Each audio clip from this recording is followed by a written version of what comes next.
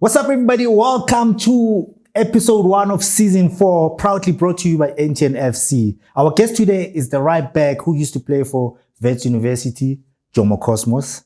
I mean, I played with this guy back in the days when I started my career at Wits University, when they used to call it that. I think a few years later, they started calling it Bidfest Wits. Ladies and gentlemen, please welcome Skins. That's what the boys used to call him when we played with him. Ryan Hodgskin. What's up, brother? How's it, Josta? I'm easy, brother. Thanks for coming through, man. Yeah, thanks for having me. I appreciate it, bud. Yeah. What's up, man? What you been up to, bro? Hey, a truckload, Josta, since football. As I was telling the guys, quite a bit of running. Very long distance running. What? Not your usual 42 Ks, but 100 milers, which is 160 Ks. But yeah. Bro, where do you do that? Busy, bro. I struggle with 21, half marathons. 21K is be killing me most of the time. And you doing 200 Ks. Yeah, 160. I know when you were younger, you used to go crazy on that right-hand side. You still go like that? Are you still up and down? It's probably still the same. Now it's just on the back of mountains, not on the field. Off-road. Yeah. No, I know one of my managers, be doing that most of the time. He's crazy like you, bro. Okay. But how you find it? Is it something that you use to kind of take the stress down, or what is it? Good to be out in nature. Yeah. That's pretty much. And de-stress. I just enjoy the distance that the human body can cover. It's pretty cool. So I do a lot of stuff. You're still very active in the gym. Yeah. Still run every single day. Yeah. I've never lost that part of exercise. That's just crazy, bro. I mean, I do small stuff, high rocks, That's not small stuff, just that's small for me, just to keep me busy. But running like that, probably my goal was to do 11 half marathons a year, right? Okay. So I think I've only got to 6. Okay. So that was my goal, last year. So the new year started. Okay. So I'll see if I can do that every month. Try and do 21K. Yeah. You know what I mean? So very possible. Hopefully, I'm gonna get to your level. Never. I would never get to your level. Thanks for the jersey, bro. Thanks for the jersey. Yeah, old school memorabilia. That this is the proper one. I told you, I lost all my jerseys. Yeah. Remember when I signed for that team in Denmark? Yeah. I think I left during the season, right? Uh-huh. So when I left, all my jerseys were left with the club. With Tim, right? May his soul rest in peace. Apparently, he passed on. So I think the guy, saw all my jerseys, bro. Yeah. When I came back, I wanted my jerseys. None of my jerseys were at the club. You know what I mean? So this is really important for me. You're going to sign it for me, and I'm keeping this. Okay. No, Thank you, bro. So now we got Chiefs. We got Wits. Now we got, Sundowns. I think I need an AGF one. AGF one, that's a team that I played for in Denmark. So what is Skins up to now, bro? Bro, just, yes, bro, it's a long time since football. But I just started a corporate career, probably about 2008. And I've been doing that ever since. But obviously football was good to me. Football was good to us. Yeah. And I kind of set where I am now in terms of my career, because people don't understand what it's like being a professional player and how that can translate into the work environment, which it does actually do pretty well. Yeah. Because, you've got to show up, you've got to be dedicated. It's professionalism at the end of the day. Yeah. And that was part of our culture when we were playing first team football. I've been at the corporate that I am at now for the past 12 years for my sins. Mm-hmm. My wife lives in Cape Town, and then I commute up and down. Yes. So when I'm here on the side, I'm running. Mm-hmm. When I'm in Cape Town, I'm also running. Skins, you're almost 50, right? That's why I'm still running. I got to do it while I can. 2 more years and I'm running out of 50. steam here, bro. That's crazy, bro. How that transition, how was it for you? I know for a lot of players, they go through a lot of stuff, depression. You know what I mean? This is something that we used to a big group. Every day you are with these guys making fun, making jokes, and suddenly boom, all that is gone. The guaranteed money, the guaranteed salary is gone. All the friends are gone. Now you're on your own. You need to now go and hustle for that 10,000 that you used to get. But how was that transition for you? Look, that's a tough thing. But I think you and I also were in a fortunate position. When I was playing at Wits and then Bidfest Wits, because they took over the sponsorship, they came to us and they offered us bursaries. So I took the opportunity to go study sports marketing, which I did through the University of Johannesburg. And Wits obviously paid for that. Yeah. So I was already like halfway transitioning in terms of that type of culture and that mindset for working environment and just switching off completely from football and not doing anything. And then I was fortunate enough to find a couple of jobs after that. And it wasn't, very stressful environments that I was in. So the transition for me was pretty smooth. Okay. And also I had the backing of family and friends that was outside of Wits. We still kept a close group. Tony Coyle, the Winstanley brothers, Roan Fernandez, all of them. We stayed together pretty much after that. You're still in touch with most of the guys? I know one of the Winstanley brothers is in Cape Town, one is in Australia. The other one is in Switzerland. Switzerland, Australia, So, those boys used to be together. No, in touch with them every now and then. It's crazy, bro. You need to we need to get in touch with like a few of them. You know what I mean? Like, we need a lot. We need those stories. Like, I know we're going to be hearing a whole lot of stories, like, coming from the guy that I found, like, when I joined you guys like in 98 and you were there like, 97, but how did like, Ryan end up like, being part of like, the Vitz team? What happened? Okay, so that's an interesting story and a long story. Yeah. I obviously started my career at Wits University, the junior team. Yeah. I think I'm the longest serving Wits member player in its totality. So I started at Wits in under 12. And then I progressed the whole way through there to Colts, as we called it. Which was the under 19s. Under 19s, yeah. Played a lot of the Southern Transvaal, when it was Southern Transvaal. And then in my matric year, because I was at Parktown Boys, and I also went to high school with Gareth Devine, Bradley Cornell, and the centre midfielder, I can't remember his name anymore from Wits. There was 4 of us. And what was happening at when I was going through matric, a lot of the guys from matric were going overseas to join in the UK for 2 years. That was like the gig. After the matric, right? Yeah, you finish matric and you get a ticket and you go to the UK and you drink and you carry on and you go mad. Wait, how did you get that? Was that a scholarship? Not a scholarship. You just save up bucks. Your parents give you some bucks and then you bounce. Oh, yeah. Okay. Then John Lathan at the time came to me and said, Ryan, I think these oaks are going to sign you pro. So I would consider not planning on going anywhere in December. That was the end of 94. Yeah. And then I signed pro in 1995. Yeah. The coach then was Terry Payne. That was in 95. But John Lathan then took over from Terry Payne. Yeah. And I signed underneath John Lathan as the right back. Yeah. And that was pretty much it.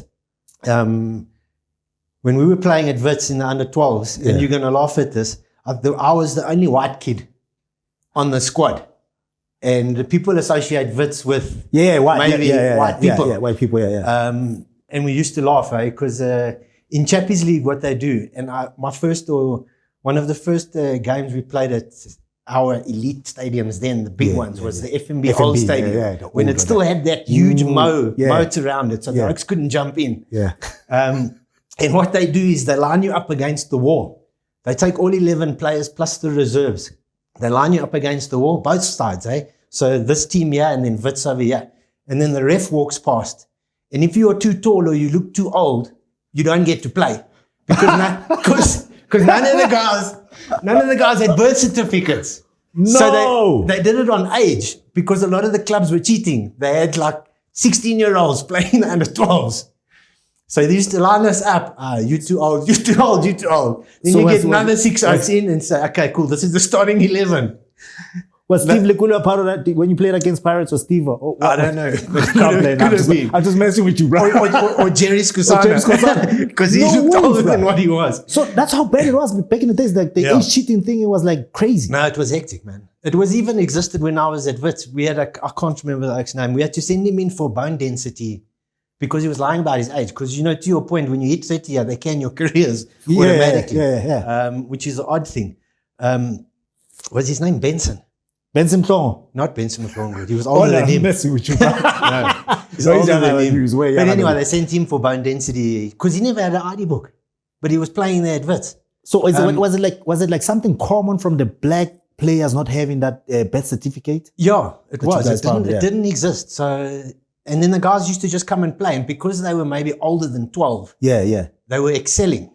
Oh, So they looked good and it could have advanced their careers. And maybe it was being driven by the parents. In a junior level. Like, go play a Look Champions good League. in a junior level because they were older. Exactly. But you don't know if they got promoted in a senior team, 100%. what would happen. But just tell me about like this Vitz. And I always tell, like, I was talking to Ryan, like, yesterday we had coffee and I'm like, I know, like, I want to ask Ryan these questions. The difference between the Vitz then when you got there and the Vitz that you saw later. What is the difference? I mean, you had like Tony Call, you had like at the back, who was the big guy at the back, the captain? Gordon. No, Rafferty. Peter Gordon. Yeah, Peter Gordon. Kevin Rafferty. What is the difference with you guys, bro? Like, So remember, we came through as under 19s and then we used to go and train every now and then with the first side. Thursdays most of the time. Yeah. And they used to kick us broken there. On purpose. They used to kick us broken. Roan Maulgue. Yeah. He used to kick us. Yeah, so that you wouldn't want to go back the next Thursday. Just to welcome you. Yeah. But I think after doing that for a year, you kind of get used to it. And that's why, we were a very solid squad from a defending perspective. But it was a different culture. So you remember we played out a bit Wits at where the planetarium is. Yeah. And then the main Marks Park ground was at the bottom by Ezenkosi side. Yeah, that's where the juniors trained and then the seniors. So it was kind of like separated. Yeah. Most juniors didn't even know that the first team existed. You know what I mean? And when I signed, the guys were still playing part-time. Like Peter Gordon and them, Kevin Rafferty, they were working and still playing. And they're playing against Chiefs, the guys that are full-time. These guys have got like half-day jobs and then still playing. And then obviously that's when Vitz came in and signed. Yeah. And then the guys we got paid a little bit more money. So the guys weren't reliant on the secondary income anymore. I did the same thing. I was working a job just at a framing shop and still playing for Vitz. And then when Vitz came in, they came in and renegotiated our contracts. And then we were for away. Well, like, see, a lot of people at home, they always thought like the white boys had it easy. No, man. No, but we were sitting there thinking, no, the white boys have it easy and all that, but they don't understand that you went through the same struggles. Even worse. Because when I joined you guys like in 98, I remember like, I was still in school, right? Yeah. And like most of the guys were still teachers, like coming from work, training. It was still like, semi-pro. Yeah. When I joined. Semi-pro. So like I think full-time professional only started like by 2000? Probably about 2000, yeah. Yeah, and the salaries are like, let's talk about the salaries, bro. Like, salaries, I can't even remember. Maybe $5,000. And then you got to live off that. But look, it was a lot of money back then. Yeah. $5,000. Yeah. Even the white players got that. It was like, look, they didn't distinguish your salary based on color, sir. No, we thought it did. Yeah, we thought it did. But the white boys are getting more money than us. So based on the cars we're driving. Yeah, because I mean, I used to use taxis coming to, coming to train. My dad used to drop me off. So when Stanley's father used to drop them off as well. We were young. I was 18 when I signed. Yeah. You must have been what, 16? I was 16 years when I signed. Yeah, I was skinny. You still remember that? And I didn't pass my driver's license first off. I failed it like 6 times, so I didn't get a car or anything. Well, I bought mine, but please don't do that at home. I bought mine. I'm a good driver though, but I know it's not allowed right now. If they catch you buying that, you're going to jail, whatever. Tell me about Peter Gordon, bro. Like playing with there's a crazy guy. There's another crazy guy. Roan Maulgue, fire. Peter Gordon's a good guy, but I think his time was coming to a near end when we were there.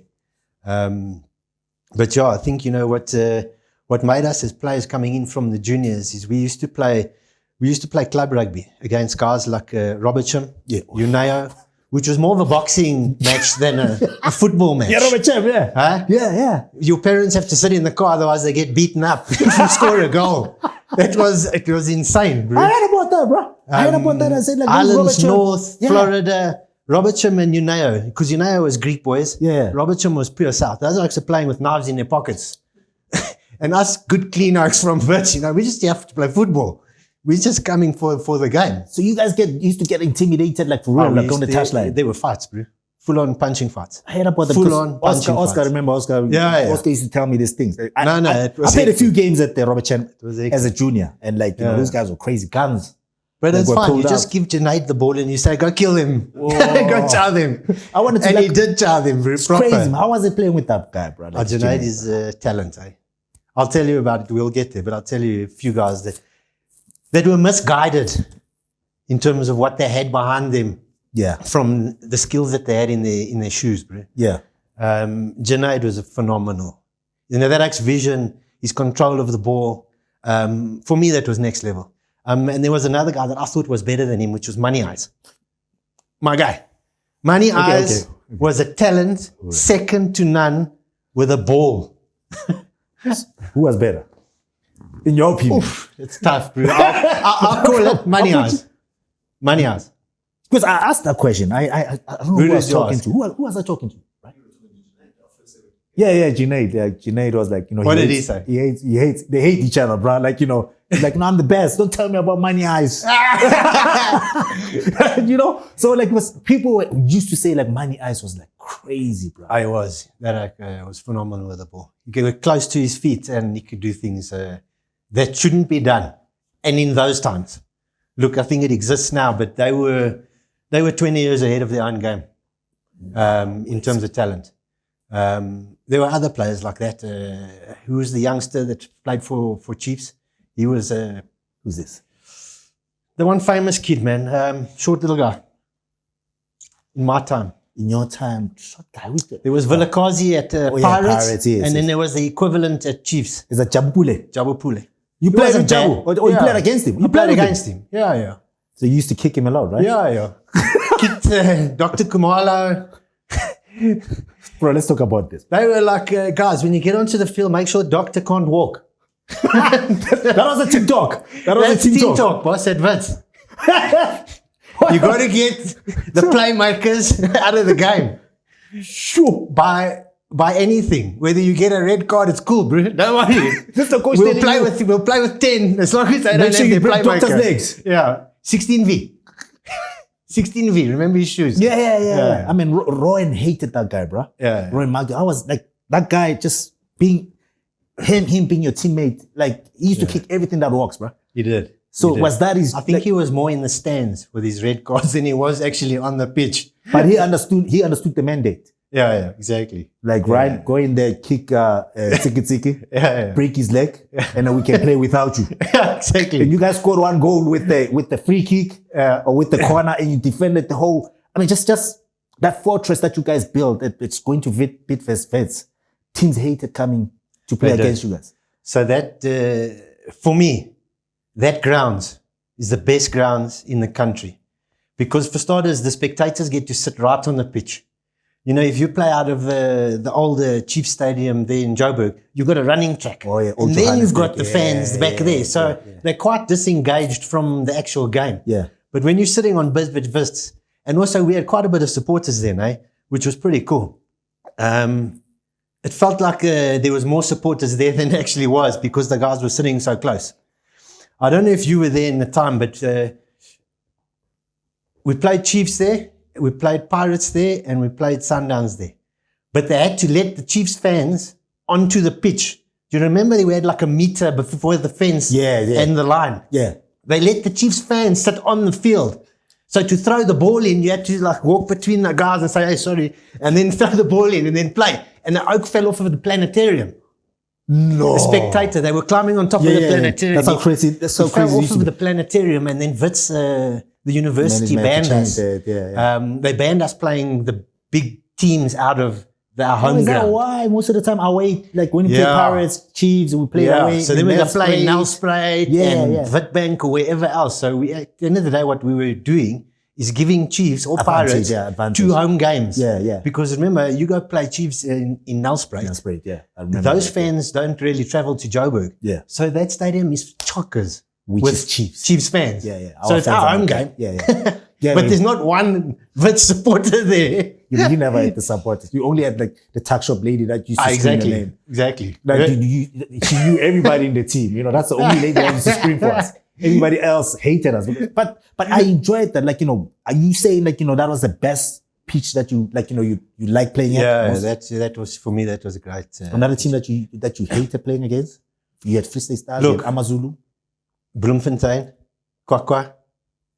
And then there was another one that is way down in West Eastern Cape, which was Bushbucks. And I don't know if you recall, What's the brothers? The two The twins? Maulgue brothers. The Maulgue brothers. The Maulgue brothers, yeah. They had a deadly corner kick. Yeah. Used to go far post and then into the goals. Yes. I remember that. I hated that trip. The trip that I hated was going to the Free State. It was going to Venda. It was going to Umtata. Like you flew in, it was a small airport. Right? That was a tiny plane. Tiny plane. Like, for me, I was not used to planes then back in the days. And flying into Umtata, you play against the Maulgue brothers or something. They had a solid team, bro. They did. They had a solid team. Bushwhack was strong then, eh? So which team would you say was the worst that the team hated to play against? Cosmos, out of Wits. That was that you might as well be in a hexagon cage fighting ring, because that's kind of the same style as at Wits that we had. Look, we always used to step up when we were playing the big three teams. Unfortunately, we lacked a bit of firepower up front. But at the back we were solid.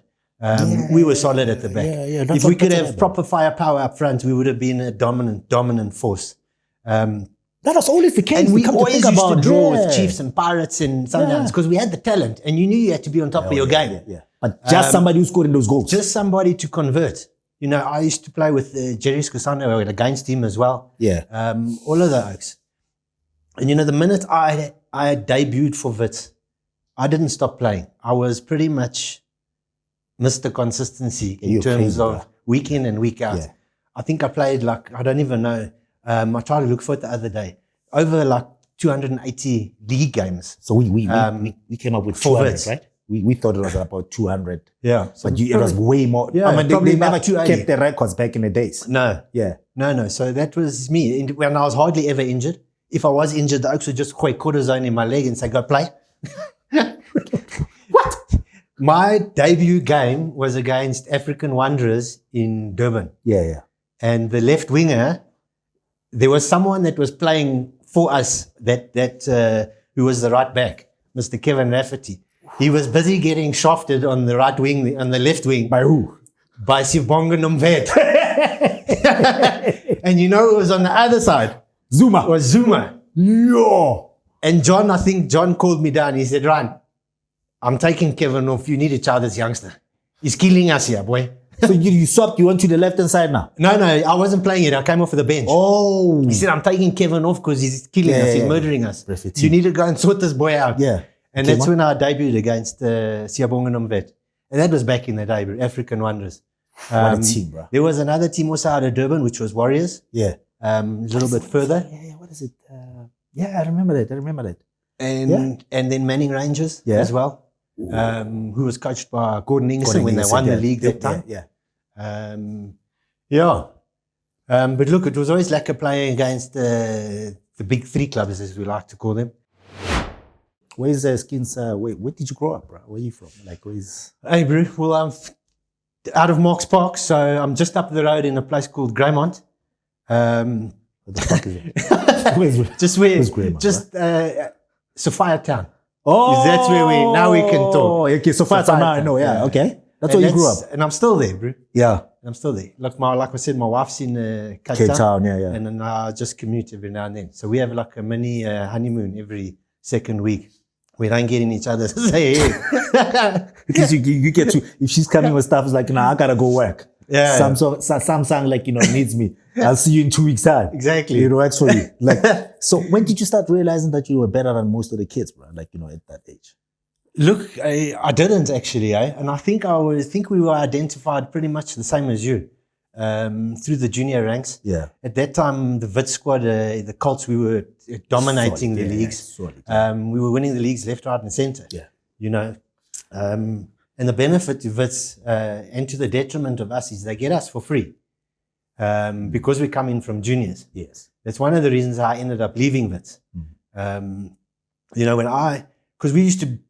Then when Bidvest came in and they were sponsors, they brought some signing on power. And we used to get one or two talented guys, oldish talented guys, to bring in the crowds and maybe leverage some of their experience with the youngsters that were in the squad. And they were getting signing on bonuses. And they were getting paid significantly more than us because they were coming from previous clubs. I'll tell you one of them that was brought in is Go Man Go. Max Max Mapunyani. Mapunyani, yeah. Crazy. Max Mapunyani taught me a couple of things, bro. And it was an eye-opener, boss. Yeah, what was it? So Max used to stand on you as a striker. Oh, yes. He stands on you. And then when he calls for the ball, as he steps away, he steps on your toes. No, as a defender. Was he that dirty? Boss. No ways, bro. Boss, there's another thing I'm going to tell you now what he used to do. And I was like, where is this coming from? Yeah. So he would stand on your toes. So you're already limping before you need to start chasing him. Okay. And then he would tap your balls, brother. Yeah, I heard about that, brother. Was that true? So like before they go, they hold your balls. You don't even like, know where you are anymore. Now your head is, your eyes are crying. Now this one's jolting with the balls. He's telling it's a goal.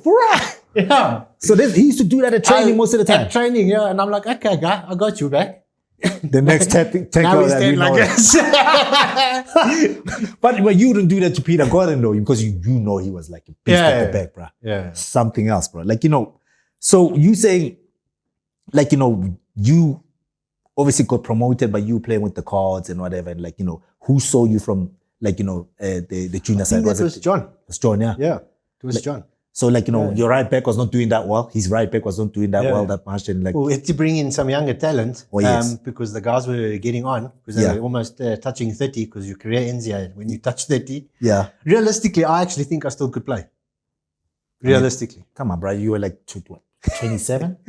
28? You retired early, bro. Boss, I did retire early, but that was a decision of mine. I could have gone another couple of years, but then you used to get stuck in a situation where do you get into the corporate game? Because corporates don't hire footballers. Where do you go? What's your value add to my organization? You're going to come play six-a-side in the evening. We don't do that, my guy. Yeah. We are making money. Yeah. And you need experience for them to take you on. So I decided, listen, I've got to get into corporate game for the experience, for the better of me and my future. Yeah.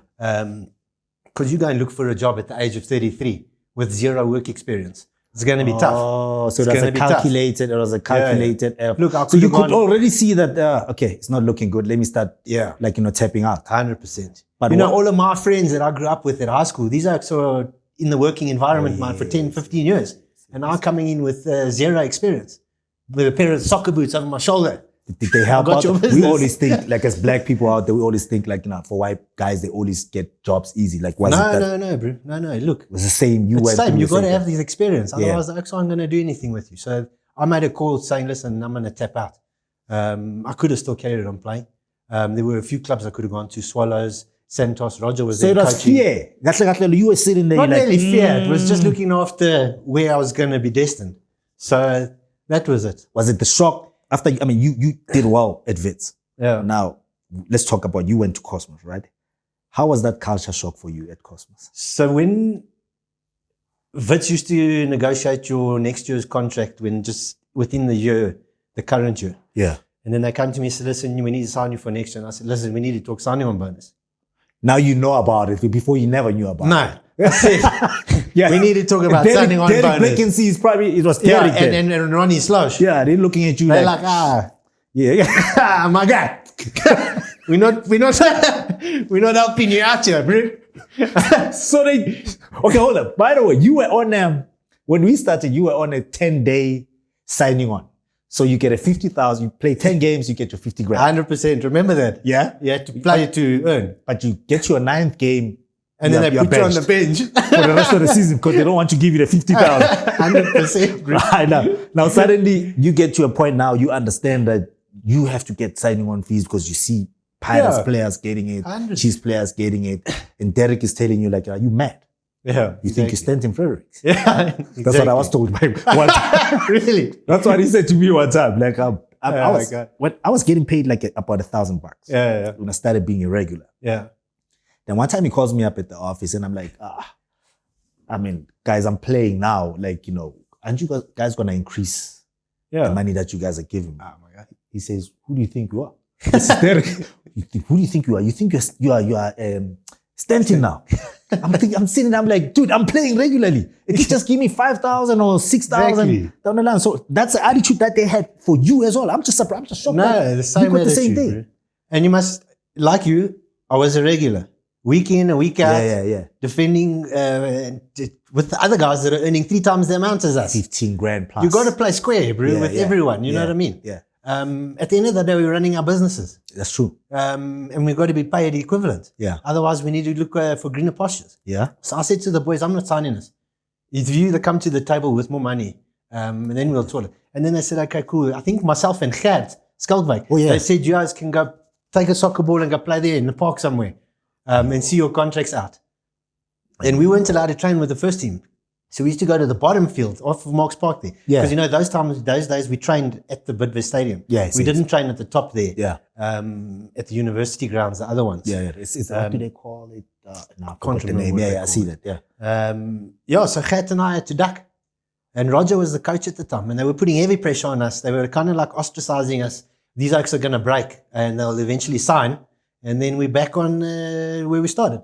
Okay. But Gert at the time, I think he was already speaking to Chiefs. Yeah. I was speaking to Swallows and to Cosmos. The reason I chose Jomo was because of Jomo's connections. So, Overseas. you know, he was, that was where, if I could get in there at the age that I was at, even playing in 2nd or 3rd division, anywhere, you're still talking serious money because of the conversion. Yeah. And that was my hope. Yeah. And I thought, let me go the Cosmos route versus Swallows. Gavin was the coach at Swallows at that time when I left Vitz as well. So he was keen. And so was Brajay. So how was the salary? Oh, boss, we're talking... Cosmos. Now we're talking Cosmos now. No, I got paid significantly more at Cosmos versus than at Vitz. Serious? And I got a sign-on bonus. Hundreds of thousands. Shout out to people. They be like, no, Jomo don't pay. People be saying boss, those things, bro. No, so he did pay. Jomo can pay. Yeah, okay. And he was renowned for taking talent, African talent, and putting it overseas. Guys from, we had... who were the 2 brothers, Felix and Christopher Katongo. Yeah. I think they played for Zim. Yeah. Zambia. Yeah, solid players. Felix a little bit touched in his head. Yeah. He didn't last too long at Cosmos. But Christopher Katongo is, Jesus, solid player. And which other players you got there as well? You got Rabutla, which Andrew Rabutla, this guy Benson Mklongo was there. Mklongo was there? No, he wasn't there. Mklongo, he left. He was in front of us at Vitz. Yeah. There was Benson came after us, bro. He was younger. Yeah, he was younger. Yeah, he was younger than us. So it was this guy that went to France. No, the guy that went to Mwarware. Yes, Mwarware was there as well. And the guy that ended up at Chiefs. Who's there? I can't think of his name now. Shit. So this, I know there was Tebogo Mokoena. Tebogo was there. World Cup player. Yeah, Tebogo was there. But how was that? Like, we had Alman Kalele there as a player. Oh, when he came back, overseas. Yeah, he was there. We had Mamadou Diaw. Yes, this guy. And he was a big boy. He was the same as Roger Fatumba. Yeah. And who was the other guy that played for Sundowns up front? He was a monster of a player, bro. Isn't that Chuku? Raphael Chuku. Chuku was there. Yeah. Before you went to. No. I was just saying he's the same player. Oh, yeah. Mamadou Diaw, big size, same type of player. Just holding the ball up and feeding it off for the Oaks to score. But yeah. And Cosmos opened my eyes because I had to adapt there to a different type of culture. You know, at Cosmos, you don't touch your kit ever. Or your boots, brother. What do you mean you don't touch your... What do you mean you don't touch your... I had to make a phone call to my other white brother that was there. Who was the centre back? Hilton Gerard. Yeah. I said, Hilt, Boykie, I need to find out what's the culture like there, dude. What's the vibes there and what's happening? He said, Ryan, do you go to church? So I said, what are you talking about? Do I go to church? He said, Boykie, we do stuff here that makes you win games. So if you open to that, my man, come with all due respect. And yeah, that was an eye opener, bro. What is happening, bro? Like, you know, hey, bro. What a the Muti business was like big there. Heavy, sure. I mean, you come from a white culture, like the Jewish culture that side. Let me explain to you life. Yeah. Okay. When life is tough, say you're getting divorced or you lose your job, you start going to church on Sundays. When it gets worse, then you go more. You go on Monday as well. Okay. And then when it gets worse, you go on Tuesday. Oh, yeah. I see that, yeah. We were falling down the league very quickly. With the muti that you guys are using. Yes, so it wasn't strong enough. And the more we used to lose, the more we used to go to church. The more sangomas you go to, brother. The more sangomas you went to, the more you lost. I don't know if you did it at the Chiefs, where it existed in any of those clubs. Worlds. It did. I know you can't be talking about family business on TV, But yeah, stuff like we saw stuff, it was an eye opener for most of us. So I found Sammy Megalifa there. He moved to he moved from Wits to Cosmos as well. Yes. And I found him there. He said, Ryan. And we used to train at the fields just next to the Rand Stadium there. Oh yes. They still there, by the way. That was Cosmos's home stadium. At one point, it was the Rand Stadium. Now they've got the youth. They built a youth thingy here next to the stadium, by the Rand Stadium. Yeah. And we used to train there, and then Jomo and them used to braai after every training session. Used to braai for the players. It was the weirdest thing, bro. I'll tell you what our best pre-match meal was a Streetwise 2. Pre-match meal. Pre-match meal. We're on the bus. We stop at the Streetwise 2. Every player gets a Coke and a chicken licken and a KFC at the time. And then we go. And that was it. From a culture of you sitting somewhere and having proper meal. Carbo loading or whatever. Or high protein. Those, You don't camp. You don't camp at all. Yeah, exactly. Remember, we were true professionals at Vitz, eh? Yeah. We used to meet up on the day of the game. And I come and now we need to start camping, sleeping out the night before. Because the muti has to work overnight. This is weird. You need to marinate. It needs to soak, my friend. Yeah, inside to ski. Badly. But you still lose. So Sammy took me to his car and he said, hey, Ryan, come check. And he opened the boot. And I opened and I just look inside there. Do you know what was inside there? What is it? A sheep. A sheep? Tied like this, boss. No, you lie. Ryan, come on, don't lie, bro. For what now? I said, Sammy, what are we doing with this thing now, man? He's like, we're going. Going where? I'm not going. I'm here to train, boss. you were on your way to train? No, it was there at the training ground. It was in the boot the whole time while we were So this training. is like after training, this thing is waiting for you guys to go slaughter. Yes. What is this animal association? SPCA. SPCA, no, don't kill us, man. Do they don't do that no more. They don't know about it. They don't know about what? So after training, you guys now had to go to the river. Yeah. To go slaughter this thing. Yeah, we did stuff there, bro. At night, you're sleeping at camp. Yeah. You're sleeping at camp, your telephone will ring there in the room. Yes. 1 o'clock in the morning. Yeah. In the middle of the night. Now you must wake up. You must go to another room. You must climb underneath a blanket. Steaming. 4 of you, naked. Steaming 4. With them tondo laying there. Yeah.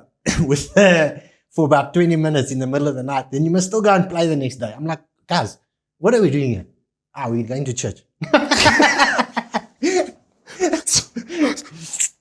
What? Dude, what are you talking? Are you serious? I've heard about these things, right?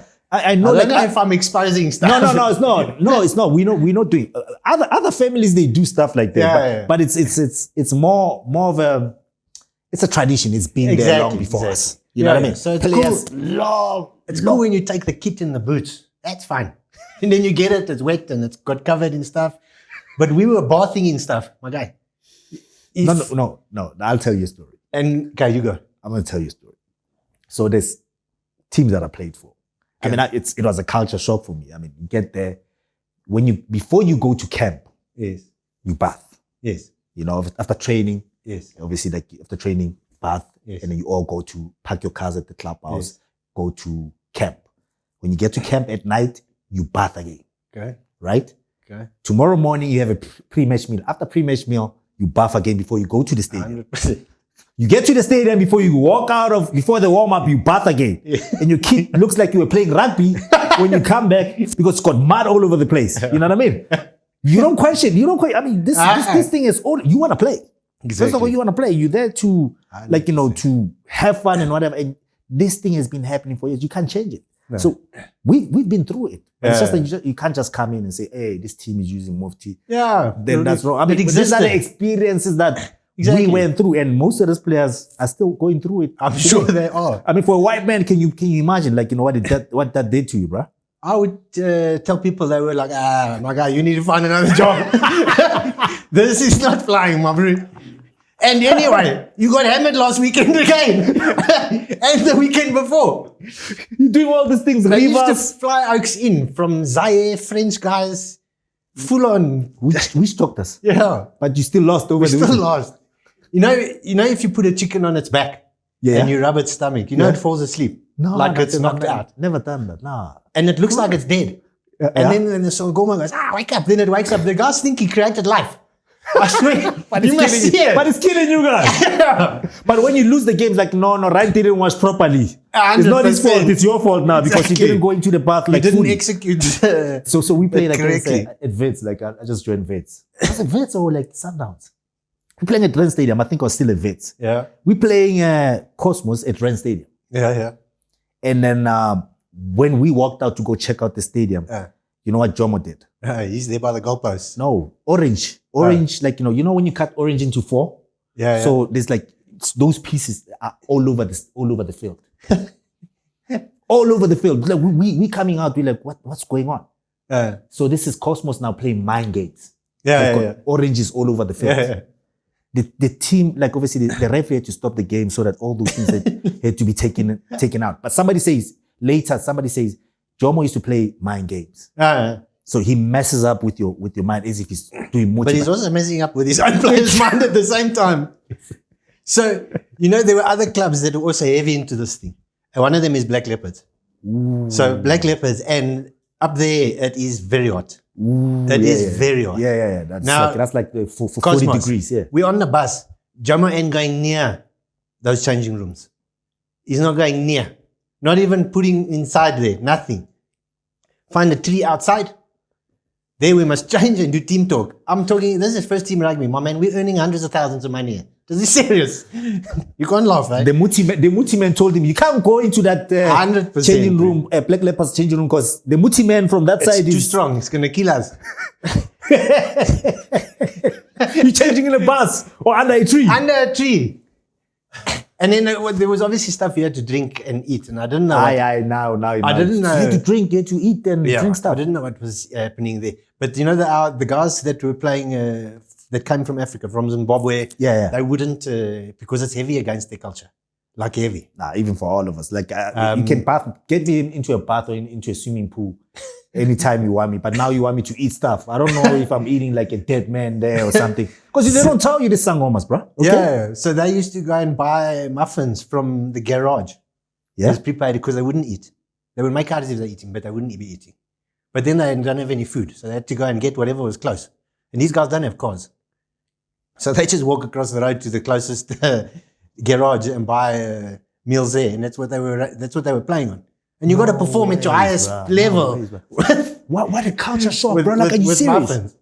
Now I see why you wanted to retire. A lot of truth is coming out. You know what I'm saying? I'm like, this is not for me. This my wasn't about you now thinking about the future. Now you need to work, prepare yourself for the future. Jomo abused you, bro. No. Like, you got abused when you got there. I mean, coming from a team that we never camped, right? Like we hardly camped. So home games we never camped. We met for pre-match meal, and then we all go to the stadium and play. Yeah. We only like. Sometimes we didn't even camp when we traveled, when we played away. No, sometimes we flew in. Yeah, we same flew time. in. Yeah, and then we won games. Hence, I don't understand teams that waste so much money. No, you can pay the players more money. You're renting out half of a hotel. Yeah. Plus all the food and everything. You can just give it to the players. I think we're professional enough and responsible enough to understand what is required of you on the field of play. Because if you don't play, you don't pay. You don't earn money. It's pointless sitting on the bench. No one's going to take you after that. But for me, Cosmos was great. It was an experience being at Cosmos. But versus Vitz. What a gent, like as a coach and as a human being. Yeah. Like Raja is a solid. You can't fault that man. And what was lucky, he used to train with us. He used to put his togs on, and he could still handle a ball then when I was playing. And it was lucky to see. You're playing with a coach. Huh? He could still play. Like he was that good. Yeah. And he was good. How do you feel about Vitz? We're turning like 99 years, bro. Yeah, you were on the cups, bro. Yeah, of almost making 100 years, and then you sell it to what is it? What team was it? TFG or something. How do you feel about that, bro? Like, And then I couldn't afford the players. They had to can the coach, Gavin Hunt at the time. They just dissembled 100 years of tradition like that. But that's business, eh? Nah, come on, Skins. How do you feel about that? And now you're about to see the reinstate of Swallows again. Of Celtic. Yeah, no, Celtics is there. It's Swallows. Swallows wants to come back. They want to buy the status again from Gallants. Okay. You know, Look, it was a touch point for me. Like I said, I've been at Wits my whole life. Yeah. Probably the longest serving player at Wits. My dad played for Wits Old Boys. And I used to be on the side of the field as a small kid growing up there. So, you know, the Wits tradition had been with me for many, many years. And that's why I was, you know, I was quite upset about the signing on fee and the money and the salary when it came to that point. Yeah. Because, you know, you give everything. Yeah. Yeah. You give everything for this. Yeah. And at the end of the day, it is your livelihood as well. Yeah. And if you're kind of paying the other guys, just keep the guys on par, you know. I'm not asking you you're paying yourself $1,000 a game when you're asking me if I'm Stanton Fredericks. I'm asking you what you're paying Stanton so you can pay me the same because we're playing on the same field. So let's not mess about it. It's crazy. So the guys at the office are getting paid. Yeah. So they guaranteed. They're like controlling the purse strings. But you are the one that's paying their salary. Yeah. But you're not important. Exactly. It's just crazy how it is. But the European mentality is totally, they know that the players are more important. Exactly. You come and go. I mean, it's a short career. And then you lose talent, you know what I mean? Yeah. Why did you leave? Yeah. I left because, I mean, it was because of Roger. You know, I left because Roger told, I think Vitz needed money. Yes. Right? They said, listen. And then there's a meal ticket for us. Yeah, I said, sell Josta. Yeah. That's how, obviously, I was there for trials. I think the team saw my videos, blah, blah. And within a day, I think the first day of training, they already knew that they were going to sign me. Okay. So Vitz got money. Yeah, of course. I never got the, by the way, I never got the signing on fee as well. Okay.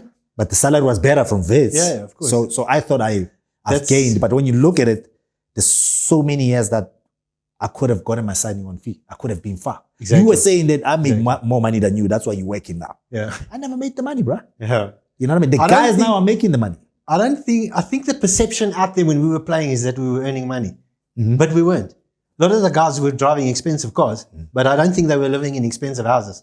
They were staying with their parents or whatever. Yes. So, you know, you're writing it off. And when the public sees this, they just think, gold chains, you know, this guy's a baller. White boy, big money, big money from a well-off family. But I don't know if anyone's retiring from football, eh? Even the guys. You think? Even the guys now. Nah, come on. These boys are getting like what? 300,000 a month? Yeah. Yeah. 250, even more. Now I don't know about like 400. Like I don't think Chiefs will give you like. Oh yeah, Sundowns. Yes. Yeah, well, that's what they're getting now. Okay. Well, that's not in my days. You were on 10,000. Hence I'm working. You know what Jomo used to do? Jomo is, you know, he's an acute businessman as well. Yeah.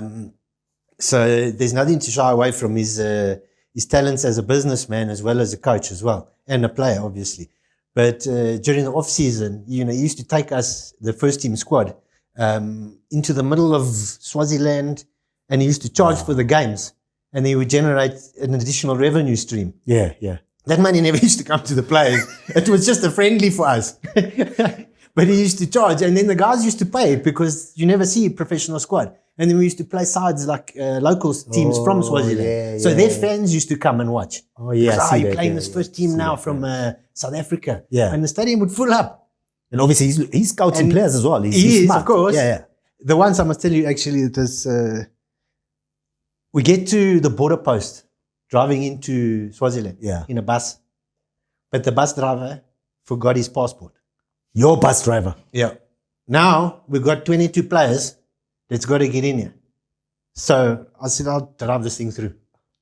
So where's the bus driver? You guys are leaving him by the border? No, we hid him in the toilet of the bus. Now you got Mlungu. What did you guys do? Mlungu with the full bus soccer players drove the bus through into Swaziland, and luckily they didn't check the bus. The bus driver they just took all our passports, stamped them, gave it to us, and away we went.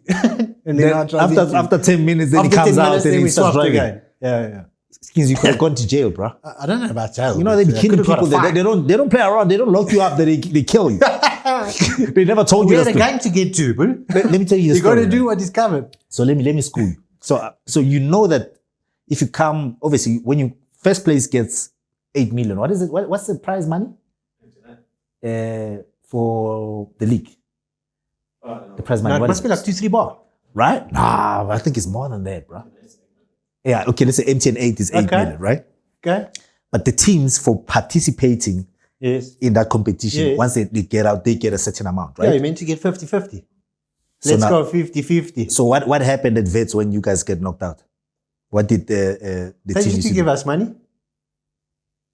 Yeah, legit. When the league is over, what used to happen? Yeah, what's the bucks?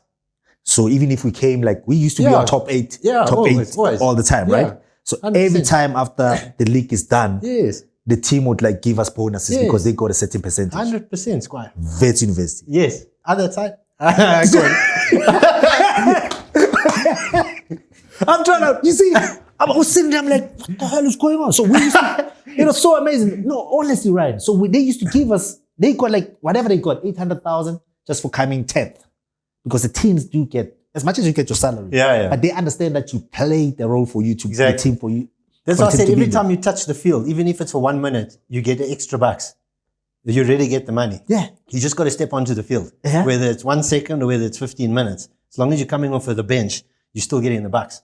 But if Exactly. you were in the stands, then you didn't obviously get. Yeah. And the amount of games you played dictated the amount of money you got at Vitz. Let me add From that. a cup other, game. other teams, From did a you cup ever, game. let's say, okay, we know Jomo was good and what. Did you get anything like a Jomo? No, boss. The other teams where I played that they never gave us this. So- Players don't know about it. Players don't know Yeah, about this. because you're different cultures. So let me, at Cosmos, Yeah. Vitz is run by businessmen. And we're getting sponsored by Bidvest. Yeah. You'd have to have IRP5, which is a tax document. Oh, yeah. Did you guys have it there? We did. Oh, yeah? Then I rock up at Cosmos. Then they call us in to get a salary. I'm like, what do you mean calling us in to get a salary? You're getting a check, right? We're getting an envelope, sir. Yeah, a check. Envelope, cash. Cash. Inside Rand Stadium. No. But Ajay wasn't there because obviously there's a talk bag, sir, which is heavy. Heavy. You got Andrew Rabutla's check in there. Andrew, the captain is the one who's giving you guys the envelopes. No, but his check's also in there. So you Yeah. can imagine the, Oh, yeah. the content that was in Nah, I that don't bag. think sir. so. I don't think so, bro. I mean, I don't think so. And now I'm thinking, Swazi is going to come looking for me next year. But I don't have anything to prove. You just get your salary, But no I paperwork, gotta- nothing. Yeah, but now you're fresh, bro, because now you got cash money. Hot. How did you deal with that, bro? With the tax man? Straight home under the pillow, sir. Yeah, but the tax man should. No, he paid his tax, right? Oh, yeah, the tax whatever. man might be watching this. For real, honestly. Then you had to obviously, you'd have to go and do it yourself. That was the whole idea. Because he obviously saves the tax benefit because he's not paying it through the salary. But we had Cosmos was good, but the bucks never used to come to the players, bro. Who's that? At Cosmos, like did at Vitz. Yeah. Who was one of the guys that we played at Vitz? Chauncey Gondwe. Chauncey Gondwe, you know who he reminds me of? Zak. He used to come in an overall with a baseball bat. And he used to drink before playing and before training. You know What a that? player, bro. Yeah, he was a player, bro. Like you know, He was Chelsea a gone player, there. bro. Like he used to use his laces just passing. He never used his inside foot. Yeah. When you passed, he just used his laces. I mean, he was from Sundowns. Yeah. So he came in like late Yeah, in his yeah. prime. Like, but what a player, bro. Yeah. I got to see him. Like, you know, I think when I got there, they just let him go. Okay. So you saying like he had a problem with alcohol? Yeah, he did, bro. Yeah. Well, I can't say he did. He did drink. I don't want to say he had a problem. Look, this is on live TV, bro. Now you know where I live. Actually setting me up here, brother. I've seen players I'll that take it all back. I've seen players that perform better when Oh, yeah. they when maybe you're when they eating were some of this disciplined. thing. When they were disciplined, they never did. When they slept and they were disciplined like us, and you put them on the field, they were not the same. Yeah. But when you let them be themselves and drinking, Yeah. by the time they come to training, they're something else. No, you so got- probably yeah. those guys are like, you know, They exist. You know, your George Bests of the world, they exist. There And I are people think, like that. And as a coach, you gotta understand you and be gotta- like, exactly. you wanna win a game. I think if I'm a coach, I'm like, please bring me like a 12 of something and then give Ryan in the room. Make sure that he drinks. You know, I'm protecting my players. You know what I mean? Because at the end of the day, I want to win. Of course. That's how that's how the player is. It's their church story. Do you understand? Right, it's something else. Let's talk about like, you know, this back in those days, like, you know, Sundowns was like one of the best, right? But Yeah, I mean, compared to obviously, like, you know, compared to like, you know, the Soweto Giants, like, you know, which one would you say was the best to play against? Were you more fearful of playing against? Look, Sundowns had a mixture of talent and brute power and big guys. Yeah, the guy that you said joined Vitz, Yeah. his name escapes me, but the likes of having Mambush was there. Yeah. So they had a mixture of talent and brute power. Yeah. So it was always tough playing against those guys. Yeah. The reason why it's maybe more mentally tough playing against the likes of the Chiefs or Pirates is because of the crowd. So my folks used to come and watch games when we were playing. And the funny thing is, when you score a goal, when Josta scores a goal, it's like being in a graveyard. Yeah. Yes. There's dead silence. Dead silent, yeah. There's nothing. Remember when you beat Pirates at the FMB, the Yeah. old FMB? Yeah. 2-1. Yeah. That game, bro. But when Chiefs scores or Pirates scores, Yeah, it's boss, something else, the yeah. roof goes off the building. Yeah. You can't even speak to Ryan Fernandez. He's busy swearing at me. Yeah. Because you let it out come through. I'm like, yeah, I can't hear you, boss. Yeah. let's wait for the crowd to finish here. Yeah. But that, you know, for me, it was lekker. Yeah. It was lekker having my parents inside that environment. It was so cool. Yeah. Because, you know, if you buy a ticket, even I think it still exists to these days. Yeah. You go to a rugby match, you sit in your seat number. If you go to a PSL game, you sit where you get a seat. They tried during the World Cup. You don't get a number realized there. They came to a different Doesn't country. exist. Yeah, it doesn't exist. But yeah. that culture is, bro, you can't beat the magic of PSL, bro. I wanted to show you, I got my memorabilia. So. This guy. Well, that one goal. You know you only scored one goal. I don't know bro. if you got one of these. What is that? Let me see. The ring. If you got one of these. No, brother, I never got. Let me see. Huh? Is that the Coca-Cola ring? Yeah. So we won this with Cosmos, 2005. Yes, the Coca-Cola ring. So they went and they copied the NFL Yeah, I see that. thing in this. Is this real gold or is it like just painted? No, it's real gold. Nah, bro, come on. It is. I don't think too many Oaks have got those anymore because they probably pawned them off once their careers finished. Can you imagine like just getting something like this? You still yeah. have this, bro. Yeah, but it was cool because it's not a medal.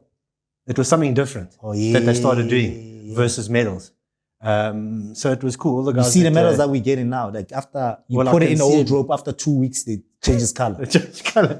But That's not going to change league, color. that's a league medal. Yeah. And I mean this, and just the PSL, maybe if they can learn from this, bro. Like, I mean, just winning, getting a medal and getting something like this. Yeah, that's cool, man. And it's neat. It's crazy, bro. So like, are you putting it in the safe? I lost my, I think we won, my first league title was Sundowns. They gave us like the Kruger coins. Oh, shit. Okay. but Now I know you're earning more than what you needed, bro. No. If you're losing, no. if you're losing Kruger coins. Somebody stole it. Ah, okay. It's gone. Okay. So Is that your think story, yeah? No, for real. No, somebody stole it. Like it was in my cabinet, my trophy cabinet. Okay. And then one time I checked, like it had a case. Yeah. I didn't know how important that thing was. It's a Kruger coin. Yeah. You know? So I think one of my friends came to the house and like Yeah. stole it. I realized like months later that I it think was that thing was gone. worth like 20 grand or something, bro. Yeah, bro. Like, you know, but I thought it was just Yeah. a coin, only to realize later that it's worth, probably it's more now. It's probably more than No, I'm sure. that yeah. amount. I mean, bro, like let's talk about this. I mean, you eventually like retired at 28, 29. Yeah. Do you ever regret like, you know, quitting the game? No, and yes, because now I think I could still be playing. But you must remember this from our side. When we signed for Vitz, we were all playing with our friends. Oh yeah. Which was a cool thing. Yeah. So, you know, I was playing with the twins, and it was cool playing professional football with your friends against other great clubs in the country. Yeah. You know, we were traveling, we were flying all over the country at that time, staying in hotels. It didn't exist, you know, it's not a life that anyone outside of football or professional sports knows about. Yeah. You know what I mean? And you get looked after. And that was the fun part. But then the guys started leaving, going to other clubs, and they're only leaving because of money, generally, or because you can't play anymore. Yeah. And then it became more work than actual fun. From the 2000, Or from the passion. 2001, Exactly. 2002. Then you realize you're just here earning a salary, but you're doing what is required of you as a professional player. Yeah. But I think you lose that enthusiasm, or I did, because I wasn't associated with people that I enjoyed playing anymore with. And that's why I think we had so much synergy at Wits, because I knew exactly what you were going to do. Oh, yeah. I knew, you know what I mean? Yeah, yeah. And you can only get that relationship on the field if you actually feel that connection with that person. Do you know, you bring an Oak into a club. Sometimes you can bring Ronaldo into a club. He might not perform because he doesn't get along. Yeah, the chemistry is not. But when you bring him in and the chemistry is there, yes, it's house on fire. Yeah. So I kind of lost that. And then I thought, do you want to continue with this versus what I just explained to you, getting into the corporate environment? Yeah. You know, and that's kind of why I made the call. Skins, thanks for coming through, bro. Oh, Josta, it's been magic, bro. Yeah, man. But like, thank I mean, you. the stories that are crazy, and I'll be telling people that, I need the old boys, I need the old blood in this show. So we need to change it. We always hear the new stories, exactly. But, the raw stories that you came up with. Thanks for coming here and sharing your stories with us, bro. And keep well, Yeah. Don't kill yourself. The knees, how are the knees? Knees are strong, bro. Like, when you run too much, your knees are strong. Legs are strong, bro. Yeah. Thank you, brother. We've been built like That's that. it. Lekker. Guys, thanks. That's it for today. And where you can find us. You can find us on YouTube. You can find us on Spotify. You can also find us on NTN FC. And thank you to the guys that have been supporting us at home. The show wouldn't be possible if it wasn't for you guys. Keep on supporting us. First show of the year and still more coming up. Skins, thanks, my brother. Cheers, Josta. We out. We out. Sharp, sharp.